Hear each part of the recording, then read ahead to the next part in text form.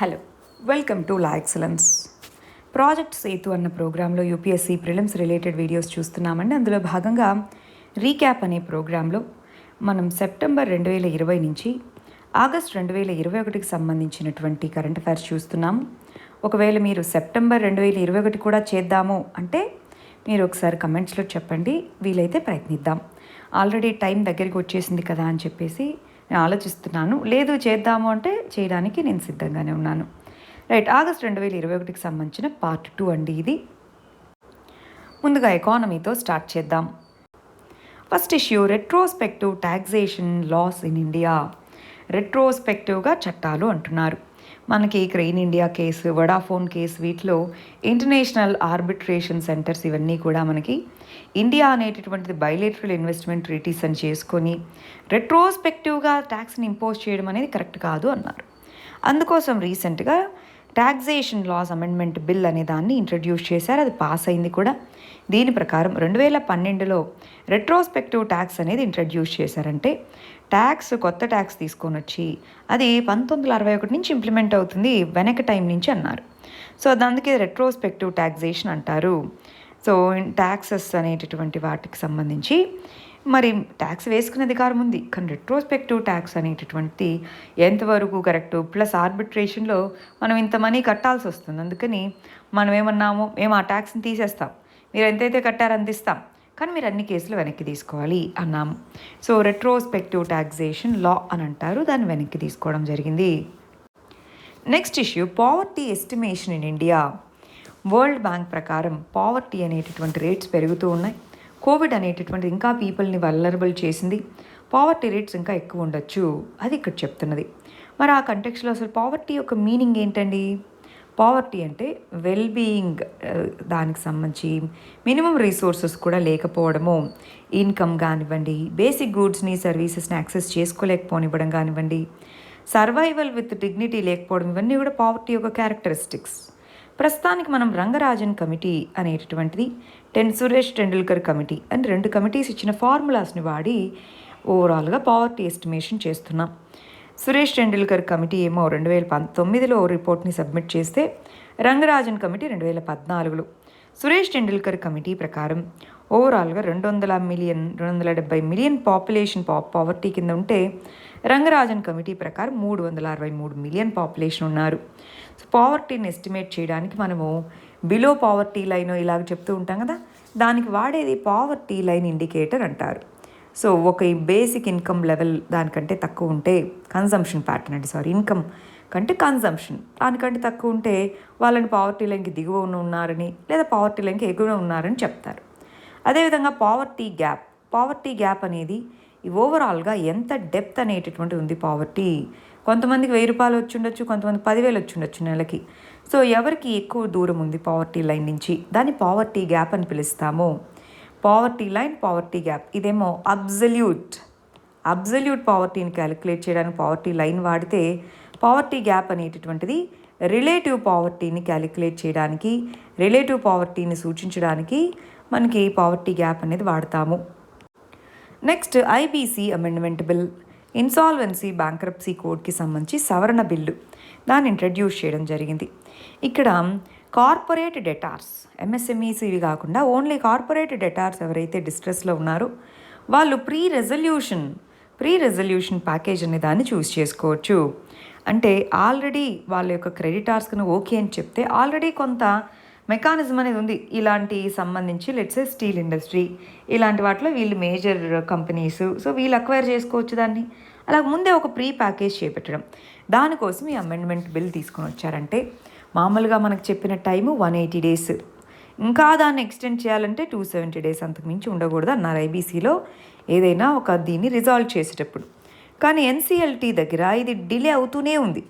అందుకోసం ఇలాంటి pre package resolution plan ఉంటే దానికోసం అన్నమాట ప్రీ ప్యాకేజ్ రెజల్యూషన్ అనేది ఇంట్రడ్యూస్ చేయడం జరిగింది.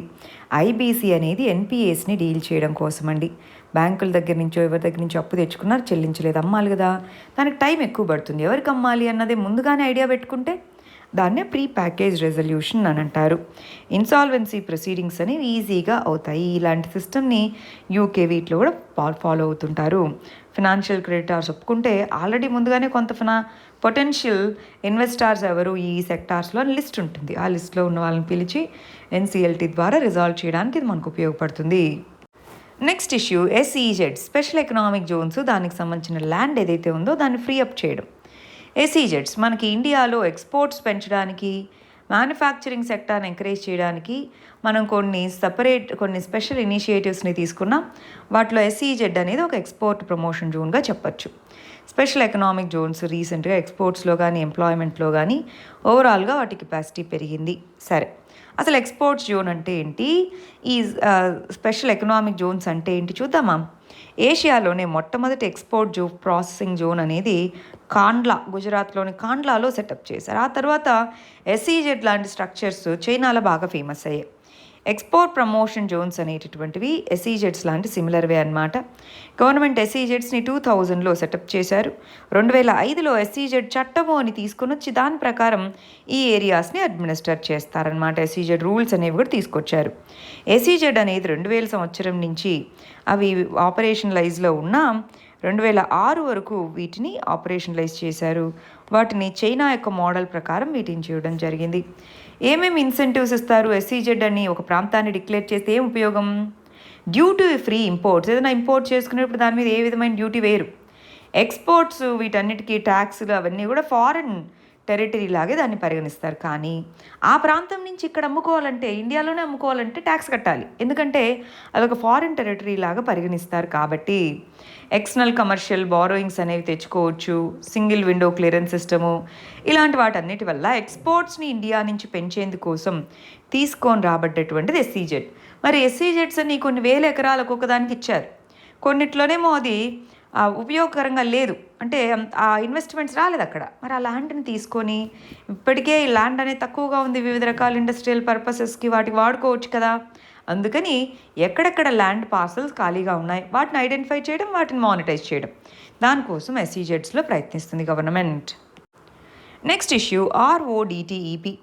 సెంట్రల్ గవర్నమెంట్ అనేటటువంటిది ఆర్ఓడిటిఈపి స్కీమ్ అనేటటువంటి దాన్ని రిలీజ్ చేయడం జరిగింది. Remission of duties and taxes on exported products అంటాం, ఆర్ఓడిటిఈపి.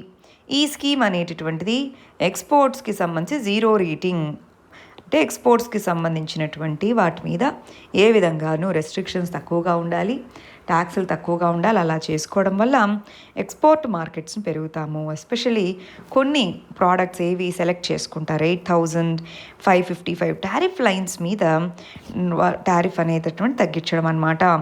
అంటే ఓవరాల్గా మీరు ఎక్స్పోర్ట్స్ చేయండి, దానికి కావాల్సిన ఇన్సెంటివ్స్ ఇస్తాం, దానికి కావాల్సినటువంటి రీఎంబర్స్మెంట్ చేస్తాం. మీరు ఏదైతే కడతారో స్టేట్ లెవెల్లో, లోకల్ లెవెల్లో ఏవైతే కట్టుంటారో అవన్నీ రీఎంబర్స్ చేస్తాం అన్నారు. దానివల్ల ఎంప్లాయ్మెంట్ పెరుగుతుంది, ఎక్స్పోర్ట్స్ పెరుగుతాయి, ప్రాపర్గా మానిటరింగ్ చేయొచ్చు.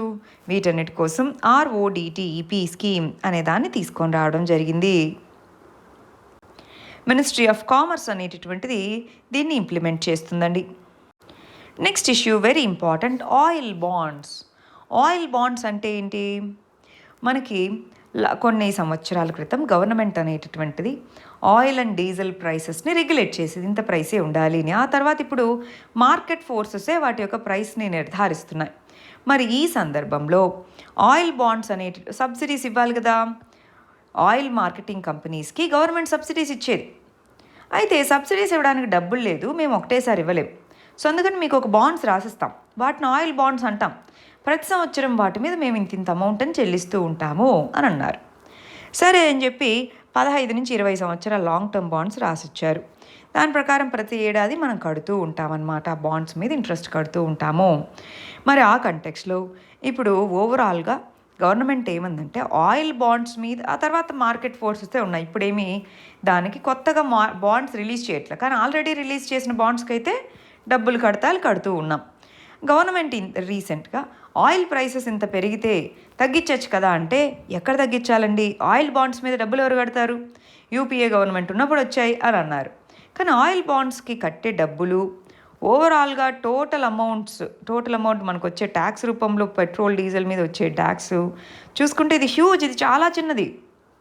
సో అందువల్ల ఇది మనకి న్యూస్లో వచ్చింది. ఆయిల్ బాండ్స్ అంటే ఆయిల్ మార్కెటింగ్ కంపెనీస్కి డైరెక్ట్ సబ్సిడీస్ ఇవ్వడానికి డబ్బులు లేదు కాబట్టి మేము బాండ్స్ ఇస్తాం, ప్రతి సంవత్సరం కొంచెం కొంచెం చెల్లిస్తూ వస్తాం, బర్డన్ ఉండదు కదా అన్నట్టు అనమాట. Next issue faceless tax assessment. అంటే మనం ట్యాక్స్ ఫైల్ చేసిన తర్వాత ట్యాక్స్ అఫీషియల్స్ అసెసీస్ అంటారు. ఈ అసెసీ కొంతమందిని ర్యాండమ్గా చూసుకొని వాళ్ళకి పంపిస్తారు. ఇది ఇన్కమ్ ఎక్కడి నుంచి వచ్చింది చెప్పండి, ఎక్స్ప్లెనేషన్ ఇవ్వండి, ఇలా అనమాట. సో దాన్ని ఫేస్లెస్ అసెస్మెంట్ స్కీమ్ అని పిలుస్తారు. సో ఒక ట్యాక్స్ పేయరు అసెసీ మధ్యలో ఈ అసెస్మెంట్ జరుగుతుంది. అయితే ఇంతకుముందు ట్యాక్స్ ఆఫీస్కి వెళ్ళి ఎక్స్ప్లెనేషన్ ఇచ్చి రావాలి, ఇప్పుడు అలా లేకుండా అన్నీ ఆన్లైన్లో చేసుకోవచ్చు ఐటీ పోర్టల్ ద్వారానే. దాన్ని ఆ స్కీమ్ని 2019లో ఇంట్రడ్యూస్ చేశారు, ఫేస్లెస్ అసెస్మెంట్ స్కీమ్ అని. ఎఫిషియెంట్గా ఎఫెక్టివ్గా ట్యాక్స్ అడ్మినిస్ట్రేషన్ చేసుకునేందుకు మినిమం ఫిజికల్ ఇంటర్ఫియరెన్స్ ఉండేలాగా, అకౌంటబిలిటీ పెంచేలాగా దీన్ని ఫేస్లెస్ అసెస్మెంట్ స్కీమ్ అనేది తీసుకొచ్చారు. నేషనల్ లెవెల్లో నేషనల్ ఈ అసెస్మెంట్ సెంటర్ ఉంటుంది, దాని కింద రీజనల్ ఈ అసెస్మెంట్ సెంటర్స్ ఏర్పాటు చేస్తారు. వాళ్ళ కింద రివ్యూ యూనిట్స్, టెక్నికల్ యూనిట్స్ ఇవి ఉంటాయి, అవి చూసుకుంటాయన్నమాట. దీని ద్వారా ఓవరాల్గా మనము నేషనల్ ఈ అసెస్మెంట్ సెంటర్ వల్ల టైం కూడా తగ్గింది.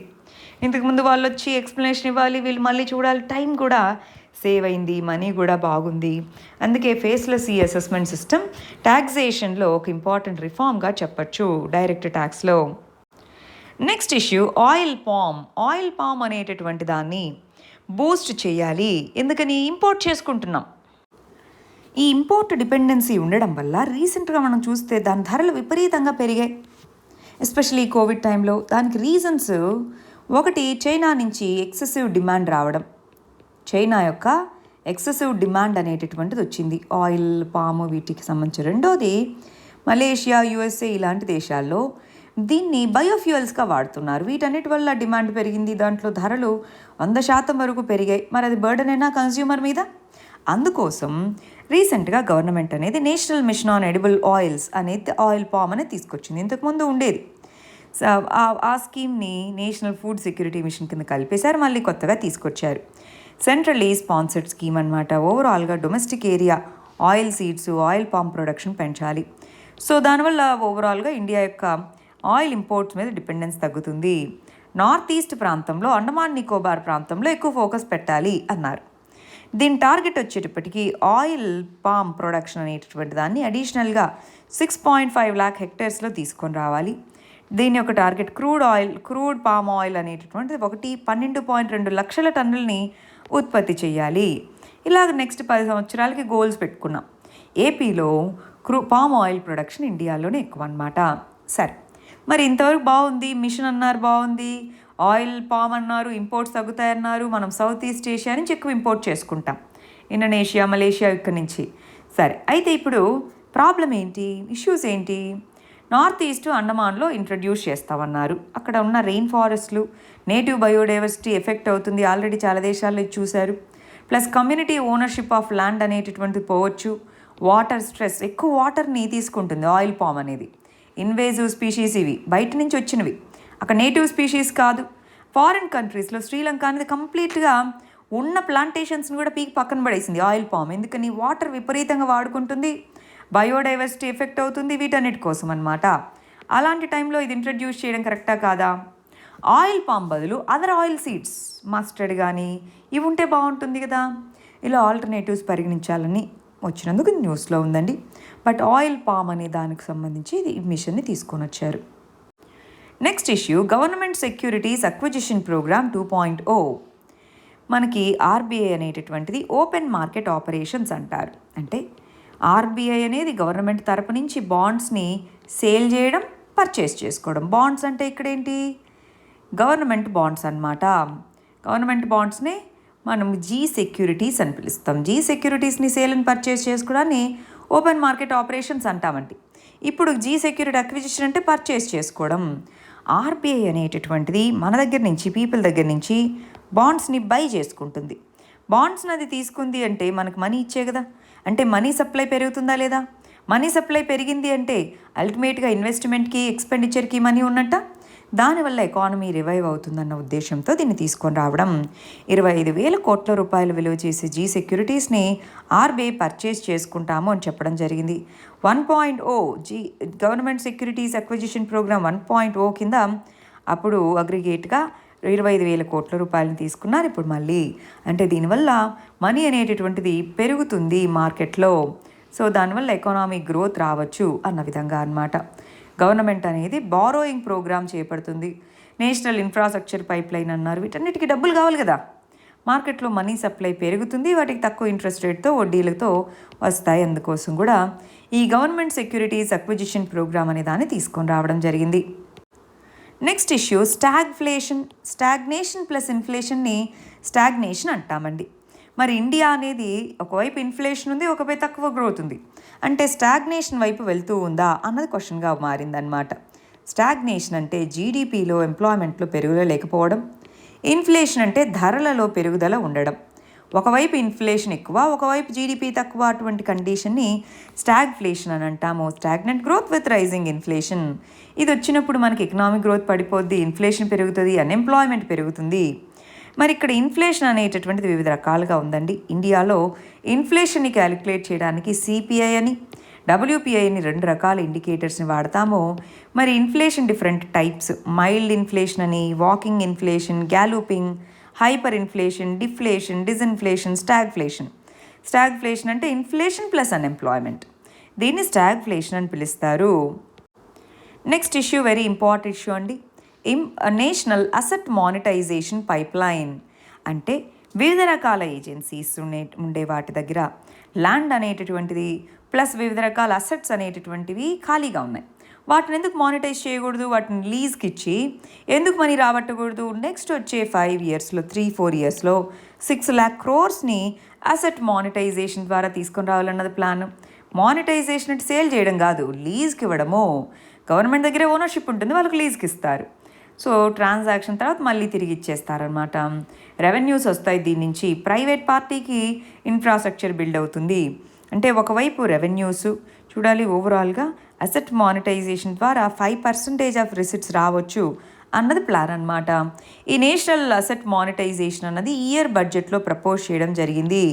సో దీని నుంచి 5% వరకు రెవెన్యూస్ రావచ్చు అన్నది ప్లాన్ అనమాట. ప్లస్ దీని కింద అసెట్స్ని ఇస్తే ఇన్ఫ్రాస్ట్రక్చర్ బిల్డ్ చేస్తారు కదా, దానివల్ల నేషనల్ ఇన్వెస్ట్మెంట్ పైప్ లైన్కి, ఇన్ఫ్రాస్ట్రక్చర్ పైప్ లైన్కి వీటికి కూడా ఒక ఊతం లభిస్తుంది అన్నట్టుగా చెప్పడం జరిగింది. National asset monetisation pipe line, దీనికి సంబంధించి గవర్నమెంట్ అనేటటువంటిది ఏ విధంగా అసెట్స్ని మానిటైజ్ చేస్తుంది, ఎవరు చూసుకుంటారు, ఇవన్నీ కూడా ఇంకా డీటెయిల్స్ చెప్పలేదు. నీతి ఆయోగ్ వీళ్ళేం సజెషన్స్ ఇస్తున్నారో చూడండి. ఆల్రెడీ వీటన్నిటికీ రెగ్యులేటరీ ఏజెన్సీస్ అన్నీ కోఆర్డినేషన్ ఉండాలి మానిటైజేషన్ జరగాలంటే. ఫిజికల్ స్టెబిలిటీ డెవలప్మెంట్ కౌన్సిల్ అనేటటువంటిది రెగ్యులేషన్స్ని ఈజ్ చేసేలాగా చూసుకోవాలి. ఇన్వెస్ట్మెంట్ అనేటటువంటిది REITS, real estate investment trust, infrastructure investment trust, ఇవి ఇంపార్టెంట్ అండి. ఇవి ఒక type of mutual funds. Real estate investment trust, infrastructure investment trust, ఈ వీటి ద్వారా ఈ నేషనల్ అసెట్ మానిటైజేషన్లో ఇన్వెస్ట్మెంట్స్ వచ్చేలాగా ఎంకరేజ్ చేయాలి అన్నటువంటిది గవర్నమెంట్ యొక్క ప్లాన్ అనమాట. National asset monetisation pipe line అని పిలుస్తాము వీటన్నిటి కింద. బ్యాంక్రప్సీ కింద కూడా వీటిని తీసుకొని రావడము, ఇలాగా నీతి ఆయోగ్ ఎన్నో సజెషన్స్ ఇచ్చింది. వీటిని ఫాలో అవ్వడం ద్వారా కొంతవరకు ఎక్కువ ఇన్వెస్ట్మెంట్ని దీంట్లోకి తీసుకొని రావచ్చు అన్న ఉద్దేశంతో అనమాట. నెక్స్ట్ ఇష్యూ IPO అండి. IPO ఇనీషియల్ పబ్లిక్ ఆఫరింగ్ అంటున్నాం. సెంట్రల్ గవర్నమెంట్ అనేటటువంటిది ఇనీషియల్ పబ్లిక్ ఆఫరింగ్ అనే దాన్ని లాంచ్ చేయడం జరిగింది. లాంచ్ చేస్తామని చెప్పింది అనమాట. ప్రాసెస్ స్టార్ట్ చేసింది LICకి సంబంధించి. LIC అనేది 100% గవర్నమెంట్ ఓన్డ్ కంపెనీ. ఇప్పటి వరకు ఇన్సూరెన్స్ సెక్టార్లో బిగ్గెస్ట్ షేర్ LICకే ఉంది. ఈ PIO అనేటటువంటిది ఇండియాలోనే బిగ్గెస్ట్ IPO అనేది మారచ్చు. ఓవరాల్గా దాని అసెట్స్ అనేవి 31 లక్షల కోట్లు. సో దీన్ని IPO పెట్టాలి అనుకుంటున్నారు. ఇనీషియల్ పబ్లిక్ ఆఫరింగ్ అంటే ఏదైనా ఒక కంపెనీకి సంబంధించిన షేర్స్ మొట్టమొదటిసారిగా స్టాక్ మార్కెట్స్లో వాటిలో పెడితే దాన్ని IPO అని అంటారు. ఫస్ట్ టైం అమ్మేటప్పుడు ప్రైమరీ మార్కెట్ అంటారు. ఆ షేర్స్ని కొనుక్కున్న వాళ్ళు మళ్ళీ అమ్ముకుంటారు కదా, వాళ్ళని సెకండరీ సిస్టమ్ అని అంటారు. సో IPO అన్లిస్టెడ్ కంపెనీ, ఇప్పటివరకు లిస్ట్ అవ్వలేదు, ఇప్పుడు లిస్ట్ అయ్యి దాని షేర్స్ని అమ్ముకుంటుంది. ఎవరి దగ్గర లిస్ట్ అవుతుంది? సెబీ దగ్గర. Securities exchange board of India దగ్గర. మరి దీనివల్ల ఏం ఉపయోగం? అడిషనల్ రెవెన్యూస్ వస్తాయి, గవర్నమెంట్కి సంబంధించి అడిషనల్ రెవెన్యూస్ వస్తాయి, ప్రైవేట్ సెక్టార్ పార్టిసిపేషన్ అనేది పెరుగుతుంది. ఇవన్నీ కూడా ఆల్రెడీ ఇన్సూరెన్స్ సెక్టార్లో ప్రైవేట్ సెక్టార్ని అలో చేయడం జరిగింది. దాంట్లో ఎఫ్డిఐని కూడా అలో చేయడం జరిగింది. ప్రైవేట్ సెక్టార్ అంటే ఎఫ్డిఐ అండి. ఆల్రెడీ ప్రైవేట్ సెక్టార్ ఎన్ని రోజుల నుంచో ఉంది. ఫారిన్ డైరెక్ట్ ఇన్వెస్ట్మెంట్ దాని యొక్క పర్సంటేజ్ని కూడా ఇన్సూరెన్స్ సెక్టార్లో పెంచడం జరిగింది. నెక్స్ట్ సైన్స్ అండ్ టెక్నాలజీకి సంబంధించిన ఇష్యూస్ చూద్దామండి. First issue herd immunity. రీసెంట్గా మనకి సిరోలాజికల్ సర్వే ప్రకారం 56% మందిలో యాంటీబాడీస్ అనే వచ్చాయన్నారు. కానీ దీని మీనింగ్ హర్డ్ ఇమ్యూనిటీ వచ్చిందని చెప్పలేము, జాగ్రత్తగా ఉండాలి. ఎందుకని? ఒక వేరియంట్కి మనకి ఇమ్యూనిటీ వచ్చి ఉండొచ్చేమో, కానీ డబుల్ మ్యూటేషన్ అని మ్యూటేషన్స్ జరుగుతూ ఉన్నాయి, కొత్త కొత్త వేరియంట్స్ వస్తూ ఉన్నాయా. సో అందువల్ల ఆటోమేటిక్గా హర్డ్ ఇమ్యూనిటీ వచ్చిందని అనుకోకూడదు. హర్డ్ ఇమ్యూనిటీ అంటే లార్జ్ నెంబర్ ఆఫ్ పీపుల్లో ఇన్ఫెక్షన్ వచ్చేసి వాళ్ళ బాడీలో యాంటీబాడీస్ వచ్చేస్తే దాన్ని హర్డ్ ఇమ్యూనిటీ అంటారు. కమ్యూనిటీ ఇమ్యూనిటీ లేదా హర్డ్ ఇమ్యూనిటీ అంటారు. కానీ అది మారుతూ ఉంది కదా ఎప్పటికప్పుడు. అందువల్ల నెగ్లిజెంట్గా ఉండకూడదు, అది ఇక్కడ మనకు చెప్తున్నది. హర్డ్ ఇమ్యూనిటీ వస్తే వ్యాక్సిన్స్ లేకుండానే ఒకరి దగ్గర నుంచి ఒకరికి స్ప్రెడ్ అవ్వదు కదా, అందువల్ల డిసీజ్ అనేది తగ్గుతుంది. కానీ ఈ కేసులో, కరోనా కేసులో మనం జాగ్రత్తగా ఉండాలి. Next issue end to end genome sequencing. మనకి హ్యూమన్ జీనోమ్ ప్రాజెక్ట్ అనేటటువంటి దాన్ని స్టార్ట్ చేసి 2003లో దానికి సంబంధించిన హ్యూమన్ జీనోమ్ ప్రాజెక్ట్ యొక్క ఫలితాలని డ్రాఫ్ట్ జీనోమ్ సీక్వెన్సింగ్ ప్రకటించారండి. ఓవరాల్గా జీనోమ్ అంటే ఏంటి? కంప్లీట్ సెట్ ఆఫ్ జెనెటిక్ ఇన్ఫర్మేషన్ని జీనోమ్ అంటారు. జీనోమ్ సీక్వెన్సింగ్ అంటే ఆ జీన్ దాని కరస్పాండింగ్ ఫంక్షన్ని మ్యాచ్ చేయడము, దాన్ని జీనోమ్ సీక్వెన్సింగ్ అంటాం. హ్యూమన్ జీనోమ్ సీక్వెన్సింగ్ ప్రాజెక్ట్ అనేది చేపట్టారు. 2003లో అది కంప్లీట్ అయింది. దాన్ని ఇంకా మెరుగుదల చేస్తూ టీలోమర్ టు టీలోమర్ స్టడీ అనేటటువంటి చేస్తున్నారు. దాని ప్రకారం 3 బిలియన్ బేస్ పేర్స్ అనేటటువంటివి మన యొక్క ఎవ్రీ ఇండివిజువల్ డిఎన్ఏలో 3 బిలియన్ బేస్ పేర్స్ అనేటటువంటివి ఉన్నాయి అన్నట్టుగా చెప్పడం జరిగింది. ఒకసారి మనం ఏం చేయాలి? బయోటెక్నాలజీ అనే చాప్టర్ ఈసారి చాలా ఇంపార్టెంట్ అండి ఇయర్ ప్రిలిమ్స్కి. సో మీరు ఒకసారి జీనోమ్ అంటే ఏంటి, జీనోమ్ సీక్వెన్సింగ్ అంటే ఏంటి, డిఎన్ఏ అంటే ఏంటి, ఆర్ఎన్ఏ అంటే ఏంటి, ఇలాంటి ఆస్పెక్ట్స్ అన్నీ చదివి పెట్టుకోవాలి. సరేనా? Basics very very important.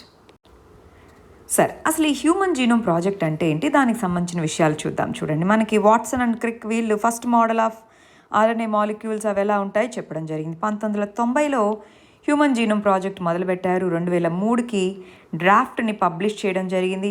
ఇప్పటికీ కూడా ఇంకా ఫుల్గా జరగలేదు, ఇంకా కంప్లీట్ హ్యూమన్ జీనోమ్ సీక్వెన్సింగ్ చేయలేదు, బట్ ఆల్మోస్ట్ చాలా వరకు అయితే చేయడం జరిగింది. హ్యూమన్ జీనోమ్ సీక్వెన్సింగ్ అంటే ఏంటంటే, మన ప్రతి బాడీలోనూ ప్రతి సెల్లోనూ మనకి న్యూక్లియస్ అనేటటువంటి దాంట్లో జెనెటిక్ మెటీరియల్ ఉంటుంది. ఆ జెనెటిక్ మెటీరియల్ క్రోమోజోమ్స్ రూపంలో ఉంటుంది. ఆ క్రోమోజోమ్స్ని మనం తీసి చూస్తే డిఎన్ఏ ఉంటుంది. ఆ డిఎన్ఏలో జీన్స్ ఉంటాయి. ఆ జీన్స్ అనేవి ఒక్కొక్క ఫంక్షన్ని డిఫైన్ చేస్తాయి, ఒక్కొక్క పని ఎలా ఉండాలి మన బాడీలో అని. సో అందువల్ల అసలు ఏంటి హ్యూమన్లో ఏ జీన్ ఏ ఫంక్షన్ని చేపడుతుందో తెలుసుకుంటే అందుకోసం అన్నమాట. మన బాడీలో ప్రతి సెల్లోనూ 23 జతల 23 పేర్స్ ఆఫ్ క్రోమోజోమ్స్ అనేటటువంటివి ఉంటాయి. 30,000కు పైగా జీన్స్, దాంట్లో 3 బిలియన్స్కి పైగా బేస్ పేర్స్. బేస్ పేర్స్ అంటే ఏంటండి? మనకి ఏటీజీసీ, ఏయుజీసీ ఇలా ఉంటాయన్నమాట. డిఎన్ఏలో అయితే ఏటీజీసీ అనేటటువంటి బేస్ పేర్స్. ఏ అనేది ఎప్పుడు టీతోనే పేరు అవుతుంది, సి అనేది జీసీతో అనమాట. డిఎన్ఏకి సంబంధించి 3 బిలియన్ బేస్ పేర్స్ అనేవి ఉన్నట్టుగా రీసెంట్ స్టడీస్ చెప్పడం జరిగింది. ఏమవుతుంది అసలు, ఎందుకు ఈ హ్యూమన్ జీనోమ్ ప్రాజెక్ట్ ఇవన్నీ? ఓవరాల్గా 3 బిలియన్ బేస్ పేర్స్ ఉన్నాయని, హ్యూమన్ జీనోమ్ యొక్క మ్యాప్ని క్రియేట్ చేయడం కోసం, ఏ జీన్ డిసీజ్ని కలెక్ట్ చేస్తుందో తెలుసుకోవడానికి, ఏ ఫంక్షన్ దేంది అని తెలుసుకోవడానికి, ఓవరాల్గా ఇన్ఫర్మేషన్ అనేటటువంటి దాన్ని అందరికీ షేర్ చేయాలి. ఈ ప్రాజెక్ట్లో ఒక డేటాబేస్ షేర్ చేయాలి, దాని నుంచి అనలైజ్ చేయాలి. వీటన్నిటి కోసం హ్యూమన్ జీనోమ్ ప్రాజెక్ట్ అనే దాన్ని తీసుకొని రావడం జరిగింది. నెక్స్ట్ ఇష్యూ ఇన్సైట్స్ అనేటటువంటి మిషన్. ఇన్సైట్ ల్యాండర్ అనేటటువంటిది 500 మార్స్ క్వేక్స్ అనేటటువంటి దాన్ని ఐడెంటిఫై చేయడం జరిగింది. 2018లో రెడ్ ప్లానెట్ అంటే మార్స్ మీద ల్యాండ్ అవ్వడం జరిగింది. ఇన్సైట్ అంటే interior exploration using seismic investigation, geodesy and heat transportation అంటారు. ఇది మార్స్ క్వేక్స్ అనేది డిటెక్ట్ చేసింది ఈ ఇన్సైట్స్ అనే మిషన్. మనము పర్సీవరెన్స్ అనేది గుర్తెచ్చుకోండి. పర్సీవరెన్స్, ఇంజెనిటీ అవి కూడా నాసాకు సంబంధించినవే. హోప్ మిషన్, అది యూఏఈకి సంబంధించింది. Next issue EOS-03. EOS-03 అనేటటువంటి శాటిలైట్ జియో ఇమేజింగ్ శాటిలైట్ అన్నమాట. దీన్ని GSLV F10 అనేటటువంటి రాకెట్ ద్వారా, లాంచ్ వెహికల్ ద్వారా పంపించడానికి ప్రయత్నించినప్పుడు 3rd స్టేజ్ అనేది ఫెయిల్ అయిపోయి అది వెనక్కి రావడం జరిగింది. సో ఆ కంటెక్స్లో EOS-03 అని పిలుస్తామన్నమాట. ఈ కంటెక్స్లో అసలు ఈ జియో స్టేషనరీ లాంచ్ వెహికల్ అంటే ఏంటి? మనకి 2 టైప్స్ ఆఫ్ లాంచ్ వెహికల్స్ ఉన్నాయండి, PSLV, GSLV. రెండే ఫంక్షనల్. వాటిలో GSLV హై వెయిట్ని క్యారీ చేసుకోగలగలదు. జియో స్టేషనరీ ఆర్బిట్లో పెట్టడానికి జనరల్గా దాన్ని వాడతామన్నమాట. మరి GSLV Mark II వేరియంట్ని వాడాం. దాంట్లో రష్యా నుంచి బారో చేయబడ్డ క్రయోజనిక్ ఇంజన్. మనకి GSLV Mark III అని ఇంకొకటి ఉంది, దాంట్లో ఇండిజినస్గా తయారు చేయబడిన క్రయోజనిక్ ఇంజన్ అయితే Mark IIలో రష్యా నుంచి. సో అది ఫెయిల్ అవ్వడం వల్ల ఈ మిషన్ సక్సెస్ఫుల్ అవ్వలేదు. ఈ శాటిలైట్ కూడా కింద పడిపోయింది సముద్రంలో. మరి ఈ కంటెక్స్లో ఒకసారి GSLV Mark IIIకి సంబంధించి చూడండి. 2000 PSLV అనేది ఇంకొక లాంచ్ వెహికల్. సో ఏ ఇయర్స్ ఈ టేబుల్ వెరీ వెరీ ఇంపార్టెంట్ అండి. దాంతోపాటు స్మాల్ శాటిలైట్ లాంచ్ వెహికల్ అంటారు. దీన్ని నెక్స్ట్ పంపించబోతుంది. దీని కింద ఏంటి, లెస్ దాన్ 500 kgs ఉన్నటువంటి దాన్ని పంపిస్తారు. అన్ని సాలిడ్ స్టేజెస్సే. అంటే లాంచ్ వెహికల్లో ఇప్పుడు PSLV చూస్తే సాలిడ్ లిక్విడ్ ఉంది, GSLV చూస్తే సాలిడ్ లిక్విడ్ క్రయోజనిక్ ఉంది, GSLV Mark IIIలోనూ సాలిడ్ లిక్విడ్ క్రయోజనిక్. ఇక్కడ స్మాల్ శాటిలైట్ లాంచ్ వెహికల్లో అన్ని సాలిడ్ స్టేజెస్ అన్నమాట. దీన్ని ఈజీగా అసెంబుల్ చేయొచ్చు. వితిన్ డేస్, 2-3 రోజుల్లోపే అసెంబుల్ చేయొచ్చు. వీటిని అయితే 60 రోజులు అలా పడుతుంది. చాలా క్విక్గా దీన్ని అసెంబుల్ చేయొచ్చు SSLV అనేటటువంటిది. సో దాన్ని టెస్ట్ చేయబోతుంది ఇస్రో నెక్స్ట్ వచ్చే కమింగ్ డేస్లో. నెక్స్ట్ ఇష్యూ ఇంట్రానాజల్ వ్యాక్సిన్, ముక్కులో వేసుకునేది. సో భారత్ బయోటెక్నాలజీ అనేటటువంటిది దీన్ని తయారు చేయడం జరిగింది. ఇండియా యొక్క మొట్టమొదటి నాజల్ వ్యాక్సిన్ అనేటటువంటి దానికి క్లినికల్ ట్రయల్స్ కండక్ట్ చేయడం కోసం అప్రూవల్ అనేది వచ్చింది. భారత్ బయోటెక్ డెవలప్ చేయడం జరిగింది. ఆల్రెడీ phase 1 కంప్లీట్ అయింది. phase 2, phase 3 ఇప్పుడు చేస్తుంది. సో ఇది ఇమ్యునలాజికల్గా సేఫ్గా ఉండడము ప్లస్ ఇమ్యునోజెనిసిటీని తీసుకొని వస్తుందని తెలియడం జరిగింది. మరి హై లెవెల్ ఆఫ్ యాంటీబాడీస్ని ప్రొడ్యూస్ చేయగలదు అని యానిమల్ స్టడీస్ వీటిలో తెలిపారు. మరి 2nd స్టేజ్ 3rd స్టేజ్ కూడా అయిపోతే మనకు ఇంకా క్లియర్గా తెలుస్తుంది. ఒకవేళ ఇది అప్రూవల్ వస్తే మొట్టమొదటి నాజల్ వ్యాక్సిన్గా, క్లినికల్ ట్రయల్స్ పొందుతున్న నాజల్ వ్యాక్సిన్గా దీన్ని మనం చెప్పచ్చు. మనకి తెలుసు ఈ కరోనా అనేది మన లంగ్స్నే ఇంపాక్ట్ చేస్తుంది. సో మనం ముక్కులో వేసుకుంటే అది డైరెక్ట్గా మన యొక్క లంగ్స్ ఈ ప్రాంతాలకు వెళ్తుంది. అక్కడే ఇమ్యూనిటీ త్వరగా బిల్డ్ అవుతుంది కదా. ఇంజెక్షన్స్ అలా వేసుకోవాల్సిన అక్కర్లేదు, చాలా సేఫ్గా వేయచ్చు, ఈజీగా వేయచ్చు. ఆ ఉద్దేశంతో ఈ వ్యాక్సిన్ డెవలప్ చేస్తున్నారనమాట. నెక్స్ట్ ఇష్యూ INS-ACOG అనేటటువంటిది. ఇండియన్ SARS-CoV-2 జీనోమిక్స్ కన్సార్టియం అని పిలుస్తాం. ఇది జీనోమిక్ సీక్వెన్స్ చేపడుతూ ఉంటుంది. 10 ల్యాబ్స్ యొక్క సమూహం జీనోమిక్ సీక్వెన్స్ చేసి కొత్త స్ట్రెయిన్స్, కొత్త వెరైటీస్ ఏమేమి వచ్చాయి ఈ దీంట్లో మన యొక్క సర్వీలియన్స్ అంతా చేపట్టి కోవిడ్కి సంబంధించి ఇలా చేస్తూ ఉంటుంది. ఆ ఆర్గనైజేషన్ పేరే ఇండియన్ SARS-CoV-2 జీనోమిక్స్ కన్సార్టియం అంటాము. Next issue polio vaccine. Afghanistan నుంచి వెనక్కి వచ్చిన వాళ్ళకి పోలియో వ్యాక్సిన్ అందించారు. ఎందుకు అందించారండి? మనకి పోలియో అనేటటువంటిది పోలియో వైరస్ ద్వారా వస్తుంది. ఇది నర్వస్ సిస్టమ్ని ఇంపాక్ట్ చేస్తుంది. అందుకే పోలియో వచ్చిన వాళ్ళు నిలబడుకోలేకపోవడానికి వీరికి కారణం ఏంటి అంటే నర్వస్ సిస్టమ్ని ఇంపాక్ట్ చేస్తుంది, ఎస్పెషల్లీ బ్యాక్ బోన్ని. పోలియో 3 వెరైటీస్ అండి. Wild polio type 1, type 2, type 3 అని చెప్పేసి. పోలియో వైరస్ 2 థర్డ్ ఈ రెండింటినీ గ్లోబల్గా ఎరాడికేట్ చేసాం. బట్ వైల్డ్ పోలియో వైరస్ 1 మాత్రం 2 దేశాల్లో ఇంకా ఉంది. అవేమేంటి? పాకిస్తాన్, ఆఫ్ఘనిస్తాన్. మన ఇండియాలో 2014లోనే మనం పోలియోని ఎరాడికేట్ చేసాం. మరి అది అచీవ్మెంట్. ఇప్పుడు కనుక మనము ఆఫ్ఘనిస్తాన్లో ఉండే వాళ్ళకి పోలియో వైరస్ ఉంది, మనం కనుక వ్యాక్సిన్ ఇవ్వకుండా తప్పిస్తే అది మళ్ళీ ఇండియాలో వచ్చే అవకాశం ఉంది కదా. అందుకని పోలియో వ్యాక్సిన్ చుక్కలు ఇప్పించాకే ఆఫ్ఘనిస్తాన్ నుంచి వచ్చిన వాళ్ళని తీసుకుంటున్నాము. అర్థమైందా? ఆఫ్రికా అనేటటువంటి దాంట్లో కూడా వైల్డ్ పోలియో వైరస్ లేదు, ఇండియాలోనూ లేదు. ఈ 2 దేశాలే, పాకిస్తాన్, ఆఫ్ఘనిస్తాన్ అన్నమాట. Next issue 4th industrial revolution. రీసెంట్గా 4th IR అనే దానికి ప్రాముఖ్యత ఇవ్వాలి అని, 4th IR అనేది మ్యానుఫ్యాక్చరింగ్ రంగంలో రివల్యూషన్ తీసుకొని వస్తుంది. కాబట్టి ఇప్పుడు MSMEs ఇవన్నీ చాలా నష్టాల బాటల్లో ఉన్నాయి. వాటిని రివైవ్ చేసేందుకు ఈ 4th IR టెక్నాలజీస్ని ఇంట్రడ్యూస్ చేయాలని మనకు న్యూస్ వచ్చింది. అందుకోసం అనమాట 4th IR. మనకు ఫస్ట్ IRలో మెకనైజేషన్ చేశాము. సెకండ్ ఇండస్ట్రియల్ రెవల్యూషన్కి వచ్చేటప్పటికి అసెంబ్లీ లైను, ఎలక్ట్రిసిటీ ఇవి వాడాము. థర్డ్ ఇండస్ట్రియల్ రెవల్యూషన్కి వచ్చేటప్పటికి IT, ఆటోమేటెడ్ ప్రొడక్షన్కి వచ్చాము. ఇప్పుడు 4th IRలో IoT అంటాము, ఇంటర్నెట్ ఆఫ్ థింగ్స్ అని, బిగ్ డేటా అని, క్లౌడ్ కంప్యూటింగ్, వీటన్నిటిని వాడి ప్రొడక్షన్ని పెంచడం. సో దానికోసం ప్రయత్నించడం అనమాట 4th ఇండస్ట్రియల్ రెవల్యూషన్స్ అని పిలుస్తాం. మనకి థర్డ్ ఇండస్ట్రియల్ రెవల్యూషన్లో వచ్చిన ITని మిగిలిన వాటిని ఇంటిగ్రేట్ చేసుకోవాలి. Cyber physical systems, big data, cloud computing, 3D printing, autonomous vehicles, ఇవన్నీ అనమాట AI. వీటన్నిటిని బిజినెస్ ఇంప్రూవ్మెంట్ చేయొచ్చు, ప్రొడక్టివిటీ పెంచవచ్చు, రీసోర్సెస్ బెటర్గా వాడచ్చు, machine safety, better working conditions, ఇలాంటివి ఎన్నో మరి 4th IR వల్ల వచ్చే ఉపయోగాలుగా మనం పేర్కొనొచ్చు. Biotechnology, ICT technology, artificial intelligence, nanotechnology, వీటన్నిటి యొక్క సమూహమే 4th IRగా మనం చెప్పుకోవచ్చు. వెరీ ఇంపార్టెంట్ అండి. ఇండియాలో 4th ఇండస్ట్రియల్ రెవల్యూషన్ని ప్రమోట్ చేసేందుకు వరల్డ్ ఎకనామిక్ ఫోరం అనేటటువంటిది ఒక సెంటర్ని కూడా ఎస్టాబ్లిష్ చేయడం జరిగింది. వరల్డ్ ఎకనామిక్ ఫోరం 4th IRకి సంబంధించిన ఒక సెంటర్ని కూడా ఎస్టాబ్లిష్ చేసింది. Next issue Gaganyaan. గగన్యాన్ అనే దానికి సంబంధించి కోవిడ్ వల్ల మన యొక్క ఆస్ట్రోనాట్స్ అక్కడ ట్రైనింగ్ తీసుకోలేకపోయారు. వాళ్ళు మళ్ళీ ఇప్పుడు ట్రైనింగ్ కోసమని వెళ్ళారు. గగన్యాన్ ఇండియా యొక్క మొట్టమొదటి హ్యూమన్ స్పేస్ ఫ్లైట్ మిషన్ 2022లో లాంచ్ చేయాలన్నది గోలు. 10,000 కోట్ల రూపాయలతో 2022లో లాంచ్ చేస్తాము. GSLV Mark 3 ద్వారా 3 నుంచి 7 టన్నులు ఉండేటటువంటి క్యాప్సూల్ని పంపిస్తాము. ఒకవేళ మనం సక్సెస్ఫుల్గా పంపిస్తే USA, రష్యా, చైనా తర్వాత స్పేస్లోకి పంపించినటువంటి 4వ దేశంగా ఇండియా మారబోతుంది. అంటే మిగిలిన దేశాల నుంచి వెళ్ళలేదని కాదు, వెళ్ళారు, కానీ వాళ్ళ లాంచ్ వెహికల్స్ వాళ్ళ మిషన్స్లో కాదు.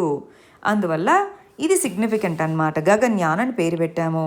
దీనిలో 3 మిషన్స్ ఉంటాయి. ఫస్ట్, సెకండ్ దీంట్లో రోబోని పంపిస్తారు, థర్డ్లోనే హ్యూమన్స్ని పంపిస్తారు. ఫస్ట్ 2 ఫేజెస్లో మనకి మిషన్ని పంపిస్తారనమాట. మరి ఈ కంటెక్స్లో గగన్యాన్ అనేది హ్యూమన్ స్పేస్ ఫ్లైట్ మిషన్ అంటాము. Mark 3ని మనం వాడతాం. దానికి కావాల్సినవన్నీ space mission, human space flight centre, ఇవన్నీ కూడా ఉన్నాయి. ఈ కంటెక్స్లో ఇంటర్నేషనల్ స్పేస్ స్టేషన్ గురించి కూడా మనకు న్యూస్లో ఉందండి. రష్యాకి ఇంతకుముందు మిర్ అనే స్పేస్ స్టేషన్ ఉండేది. దాన్ని అంతా కలిపి ఇప్పుడు ఇంటర్నేషనల్ స్పేస్ స్టేషన్ చేశారు. ఇప్పుడు మళ్ళీ రష్యా మేము విడిపోయి మా ఓన్ స్పేస్ స్టేషన్ మాకు కావాలి అంటుంది. మరి ఆ కంటెక్స్లో ఇది కూడా మనకు న్యూస్లో ఉంది.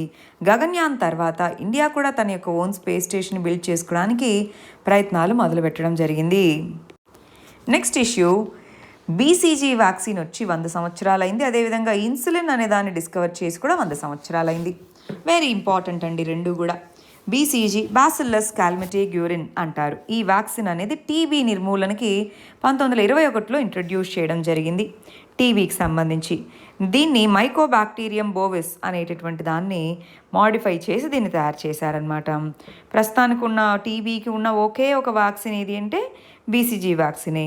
మోస్ట్ వైడ్లీ యూజ్డ్ వ్యాక్సిన్ అనమాట. BCG అనేది ఫస్ట్ లిమిటెడ్ స్కేల్స్లో ఇంట్రడ్యూస్ చేశారు. ఆ తర్వాత 1962 నుంచి నేషనల్ టీబీ కంట్రోల్ ప్రోగ్రామ్ కింద లార్జ్ స్కేల్లో దీన్ని వాడుతున్నాము.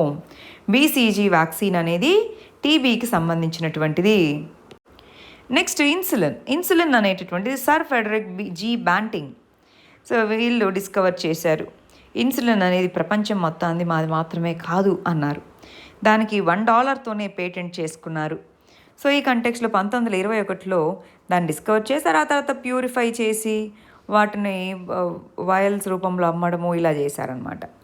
మరి ఇన్సులిన్ అనేటటువంటి దానికి సంబంధించి 2 రకాల పదాలు మనం తెలుసుకోవాలండి. టైప్ 1 డయాబెటిస్ అని, టైప్ 2 డయాబెటిస్ అని. ఇన్సులిన్ అనేటటువంటిది బాడీలో బ్యాలెన్స్డ్గా ఉండాలి. ఎందుకు? అది మరి గ్లూకోజ్ని బ్రేక్ డౌన్ చేస్తుంది. మనకి మన బాడీలో ఈ ఇన్సులిన్ని ప్రొడ్యూస్ చేసే అవయవం పేరేంటి? ప్యాంక్రియాస్.